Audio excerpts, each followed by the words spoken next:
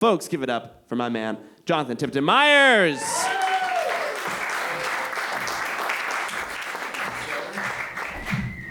Okay, so it was like 2014.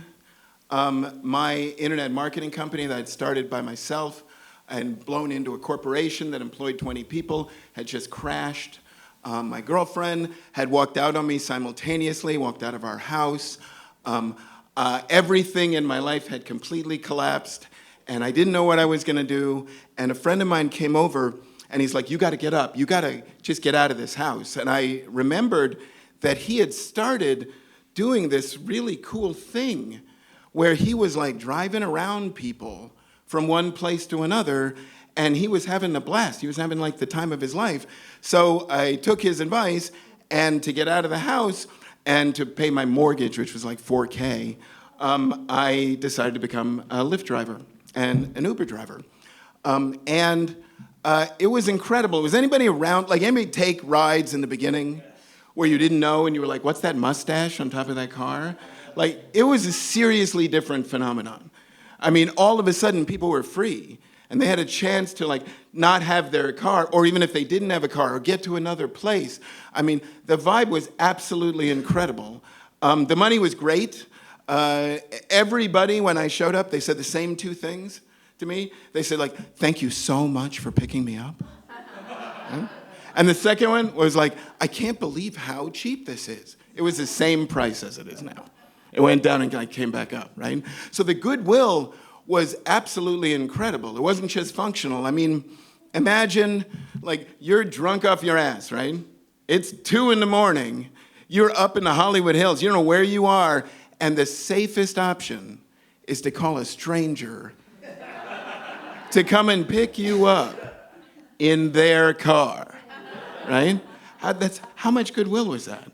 It was like absolutely lovely. And it was just kind of what I needed at that time. I needed to be out and have connections. And I think the reason it was so good was because it was different. Because it was your car. I mean, literally, the moment that you get into my car, I automatically care about your safety as much as any friend or member of my family. I do, right? Because you're in my car. And that dynamic breeds a certain kind of intimacy that was incredible. I mean, we're constantly like having conversations all the time. We're going from one place to another, and it's not like we were always talking about something that was that deep, but the way we were communicating was so authentic. You know, I mean, it's like a million times we'll be in the middle of a story and I'm driving and they'll be like, "John, you can't believe what happened next." And I pull over to their destination because we're there, right? And that's it. I mean, it's over, right? I mean, I'm not going to see you again, you know? And it's in your eyes, right? And like sometimes it's in mine too, and it's sad, right? Yeah, but I'm over it in like 5 minutes, and I'm like on to somebody else, and it's the perfect kind of interaction that I need right now, vicarious, right? Because I just need to be out with people and connecting with them. And literally, I mean, I don't get to actually go out to dinner with him. I mean, I don't get to like have the artichoke risotto with fig and olive, like, but that shit's $38. That's ridiculous for a plate of rice, right? Seriously. But the best part of this is Saturday nights. Now, Saturday nights, you can track the energy like radio stations, right? Like 6 to 8, it's like Kiss FM. Like everybody's all hyped up and they're like high-fiving and sup-broing and getting psyched to have like a really good night. And then it hits like 8:30 and all of a sudden it's like Coast 103.5. And it's very quiet and everybody's having dinner. You can hear like forks clinking like in open restaurant doors. And it stays like that till about 2 a.m. when it just all of a sudden everybody gets pushed out onto the street and becomes this giant sea of weebles and wardrobe malfunctions and like... We're cool on weebles, right? Like they wobble, but they don't fall. It's like, right? So it's about 1:45, and a ride comes in, and the name is Hannah, 9229 Sunset Boulevard, Bootsy Bellows, right? Bootsy Bellows Club, like that's on the edge of the Sunset Strip, And I hate going up there late, but the price was right. And so I make my way through all the stupid cars, and I get up, I turn the corner, and right on the street is just filled with weebles.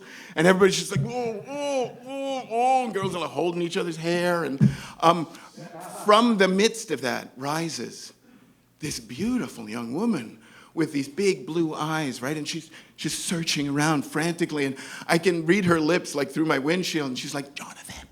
And I'm like, Hannah? And she looks at me, she's like, right? And I'm thinking, oh, thank God, right? And she comes walking over and gets in the front of the car, and right behind her is Ashley and two weebles. They come rolling into the back seat, screaming and yelling, because it's Ashley's birthday. And she's like, it's my birthday! And I'm like, happy birthday, honey. She's like, put on the radio! And I'm like, what station you want? She's like, Power 106! And I'm like, okay. So we start driving down to USC because, of course, they are sorority girls, right? But Hannah's different. She is. She's like statuesque. And she's got this long blonde hair and this like beautiful porcelain skin. She's from the Palisades, right? So she's got that skin that looks like it's been like bathed in the like semen of young boys. You know what I mean, right? It's the Palisades, right? And she's an urban planning major. So she knows the whole layout of the city.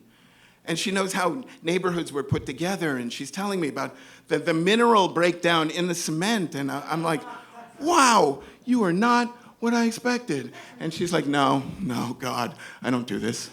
I'm like, every night my heads are in a book, but it's Ashley's birthday. And Ashley's like, it's my birthday! And she's like, we've been drinking since like 1 o'clock.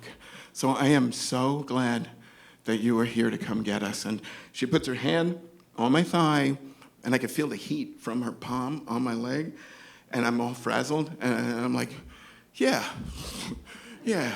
me too, right? So we're on the 10, and I make the turn off to the 110 South, and I'm thinking, wow, it's kind of quiet in the back seat, you know? So I look up in the rearview mirror, and Ashley's dry heaving in the corner. Yeah, she's like, and her friend who's right next to her, right, is looking, she's like, no, roll down the window. And as soon as I hear that, my hands are on there, all the windows go down, right? And in one seamless move, she just leans out and she's like, right, like a pro. Like she'd been doing it her whole life, right? But her friend on the other side is not a pro, and she gets triggered and she's like, right? Right? Now, the friend in the middle, who's now in vomit stereo, has just covered her face, and she's like, and I'm just staying cool. I'm holding my breath. I pull off the 110 into the first parking lot, and I get all the paper towels that I can from the guy in there, and I go around the back, and I get these bottles of water, and I spill them over the car, and then I just hand out the napkins to all these girls, and I'm like, okay, ladies, let's get cleaning. And they look at me like, what? Like it's someone else's vomit? Right? And I'm like, can't I just give you a credit card? And I'm like, that's not going to clean the car. And then they start to weep. Right? Because they get out of the car and they're like, and